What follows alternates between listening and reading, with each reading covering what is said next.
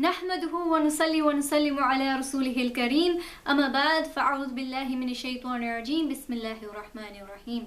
Brothers and sisters, Assalamu alaikum wa rahmatullahi wa barakatuh. Okay, so my previous video was about haram relationships and why we should be out of them and why we shouldn't be getting involved in them and building that relationship with Allah, and it was titled But I Love Him. And if you haven't watched it, go watch it, because this is a follow-up of that video, because then I had an amazing response from all these people saying, wow, mashallah, your video was great and it wants to and we want to get out of our haram relationship now, but how?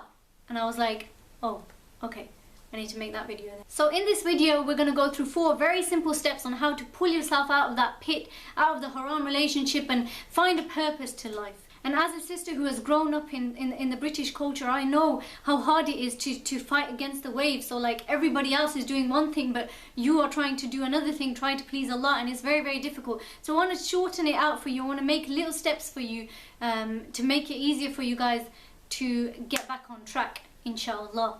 First and foremost, your intention, your niyyah.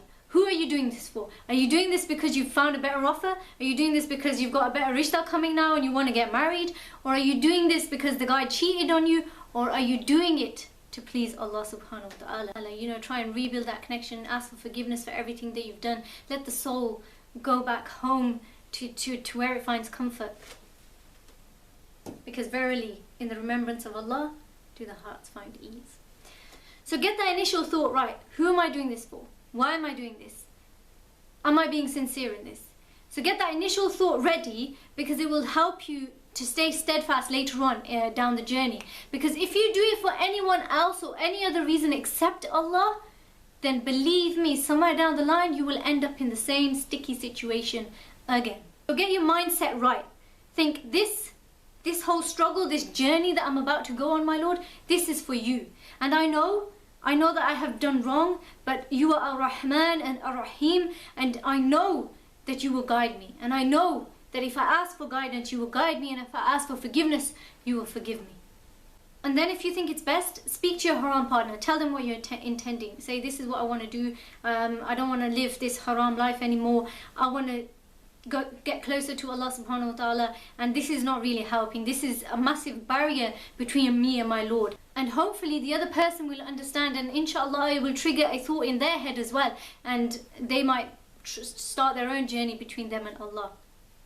So speak to them about it. If not, if you get a very bad reaction from that person, then you already know what it is. Then you better jump on that bus towards Allah and away from that guy. Number 2, you need to control, alt and delete that person out of your life. I'm talking erase photos, erase numbers, erase any kind of contact, email address, any information that you have about where they live and whatnot. Delete videos, delete any photographs that you have together, any special moments, all your old convos and your text messages and your Facebook messages, everything you've got, delete it. Old convos are the shaitan's biggest weapon. Just when you think you got your life back on track and you're just like, Alhamdulillah, I am doing so well without this person, and you're just like absolutely fine, and all of a sudden you stumble over your old phone and you're going through it and you're looking through all those text messages. Shaitan's like, oh look, you said you'd never leave him, and you're just like, no. Don't fall for it. Cut it off at its roots. Erase, delete absolutely everything you got.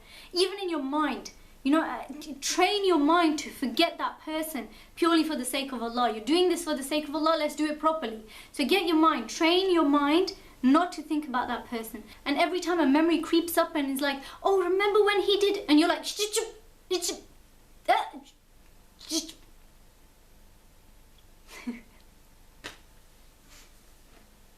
clear up all that clutter in the brain and all the memories that are taking space. You know, just clear it up, clean it, and then use that space for the dhikr of Allah subhanahu wa ta'ala and to memorize a hadith or memorize an ayah of the Quran. So you're literally purifying yourself from that person physically as well as mentally. Anytime you remember something that will make you sad, remember Allah and your heart will find peace. Every time a memory comes up, just be like, Alhamdulillahi Rabbil Alameen. Any kind of zikr, just keep it on your tongue. Hasbi Allah wa ni'mal wakeel. Just keep saying that. Keep saying that to yourself to console you. Yeah? Number 3, let it all out. Now this is the stage that researchers and counselors talk about, and they say this is the depression phase. And of course we're humans and we're going to go through this as well. So when you go through this depression phase, just let your heart pour out. Let all the pain fall out of your chest. Cry and weep, but only to Allah. If you look at modern day tips on how to get over a breakup, they'll say speak to your friends, be around company, don't be by yourself because it's going to depress you. But a Muslim is never by himself. A believer is never by himself, because Allah subhanahu wa ta'ala says that I am closer to you than your jugular vein. So we are never alone. He is so close to us that He's closer than the jugular vein. He is so close to us that He knows what's in our hearts and our minds. So how can we ever be alone? So what you do is, when you're upset, cry to Him, speak to Him. He is your best friend. You're not going to get a listener better than Allah subhanahu wa ta'ala. He is as-Sami' al-Alim. He is the best listener, and He's the all-knowing. He'll know whatever you're going through. If you tell a friend, they can't feel the pain. They don't know what it feels like. They can feel sorry for you, but they don't know. But when you speak to Allah subhanahu wa ta'ala, He knows. He knows how much it hurts. He knows how much you miss Him. And He appreciates that you are doing this just for Him. And He will love you so much more. In Surah Fajr, He tells us, Inna rabbaka labil mirsad, that indeed your Lord is ever watching. He is aware. He is aware of the pain that you're going through. He is aware of all the hardships that you have to go through. It's not easy. It's not an easy task. Nobody ever said it was easy. But if you do it for the sake of Allah, the reward will be so much better. So cry and let it all out, but know that this is good for you. Know that the fact that you're making this sacrifice for the sake of Allah, you will be rewarded for it, and you will be purified from inside. Because not a prick of a thorn hits a believer without a sin being relieved from him. We know that Allah is with the broken-hearted. Those who are broken-hearted for His sake, He says, I am with them. And so this hardship that is so big, it's so much more painful than the prick of a thorn. So imagine the sins that are being relieved from you through this process. And you know what the best thing is? That when you go through a hard time and you discuss it with another human being, or you discuss it with your friends or your parents, they will always remember this. They won't forget it. And they will always have that image of you in their head. No matter what you've told them, they will always know. And then when you're over this phase, although it seems like a big thing now, when you're over this phase, then you will look back on what you said to them and you will feel slightly embarrassed. We all go through it. You feel a bit embarrassed. Oh, I shouldn't have said this at that time. I shouldn't have said it to that specific person. But when you tell your problems to Allah subhanahu wa ta'ala, you will never feel ashamed. You can cry as much as you like to Allah subhanahu wa ta'ala, and you will never feel bad. You will never look back and say, I shouldn't have done that. Now some of us, it's going to take a few weeks. Some of us a few months. Some might even take a few days. But however long it takes, be patient. Inna Allaha ma'a sabirin. Allah is with the patient ones. So take it step by step. Worship Allah. Stay on top of your salah. Stay on top of your dhikr. After this procedure of like crying and that depression phase and speaking to Allah and trying to get over things, we get to step 4. Pick yourself up and sort yourself out. Nobody ever died of a broken heart. So get over it and appreciate the life that you have and all the other billions of blessings that you have in your life. Have a look at them. And this is the phase when you're like, alright, I'm done crying. I'm done wasting my time on Him. And this is the time where you go and get a life. Now the best way to go and get a life is to find a passion or a hobby that you enjoy and use your spare time in that. Everybody, every single one of us is good at something. Everyone. So go and find your talent and go and do something about it. If you have a passion for reading, spend all your spare time reading so the thoughts don't go through your head. If you have a passion for writing, write pages and pages and pages of the experience that you went through, of what kind of person you are now. This is your chance to make changes to your life so that you're not stuck in the past anymore and you're thinking about the future and you're thinking about progress. So think. I want you to think about something that you're good at or something that you really, really like doing, and then excel in it. Believe in yourself. You've already wasted too much time on that person now, so you need to grow in character and develop on this newly found relationship between you and your Lord.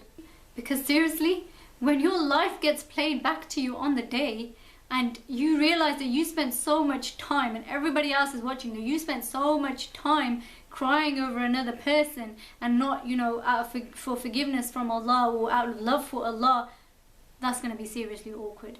That is going to be a very shameful moment. Allah protect us and veil all our faults on the Day of Judgment. So now you've got this fresh mindset and you're thinking, okay, all right, let's do something with my life. So now when the shaitan's like, oh, remember when he did, and you're like, ain't nobody got time for that. And this is the period where your life flourishes, and all those struggles that you went through for the sake of Allah, Allah grants you barakah and blessings in your life, and He'll guide you to all these beautiful places and all these beautiful people, and you will have all this barakah in your life, and good times will come because your Lord is pleased with you. So as young British Muslims, we haven't got time to waste over a haram relationship. We've got so much going for ourselves. We've got the dunya to build up our deeds, and we've got the akhirah to work for. So quite frankly, we don't have time to waste on a haram relationship. We're too busy doing dawah and being totally amazing. And my sincere du'as go out to all the brothers and sisters who have made this intention and are embarking upon this journey. May Allah subhanahu wa ta'ala grant you guidance and raise your ranks and give you happiness in the dunya as well as the akhirah. That's it for this video, but do me a favor, please like, comment and subscribe to the channel so you can stay updated with all the videos that are coming out. I'm going to leave the links of Instagram and Facebook in the description below. Like our Facebook page and follow me and what Dust to Diamonds doing and all our new projects. If anybody has any questions or any topics that you want me to talk about, then you can contact me on d2dnasiha email address. Or you can catch me on Facebook on the Dust to Diamonds Facebook page. Those are the two easiest ways to get in contact with me. Please make dua for me and be my witnesses on the day that I brought the message to you.